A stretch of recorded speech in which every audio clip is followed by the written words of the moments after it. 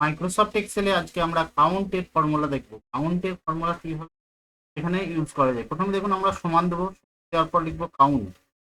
Count প্রথম বন্ধনী দেবো, প্রথম বন্ধনী দেওয়ার পর যে ঘরটাকে আমরা কাউন্ট করব, ধরুন আমরা এখান থেকে এক থেকে সিলেক্ট করে নিয়ে যদি কাউন্ট করি, এখান থেকে যদি করে বন্ধনী ক্লোজ করে এন্টার দিই, এটা দেওয়ার সঙ্গে সঙ্গে দেখুন 9 নম্বর নাম্বার দেখাচ্ছে। যেহেতু আমরা 1 নম্বর সিরিয়ালটা সিলেক্ট করি, 1 নম্বর সিলেক্টটাকে আমরা সিলেক্ট করি, এখানে দেখুন আমাদের সেল নাম্বার দেওয়া রয়েছে B5।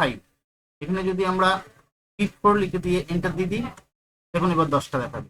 অর্থাৎ এখানকার কাউন্ট যতগুলো নাম্বার আছে সেগুলো এখানে দেখাবে। আমরা এখান থেকে ফর্মুলা বার থেকে আমরা কাউন্টের সেলগুলো চেঞ্জ করতে পারি।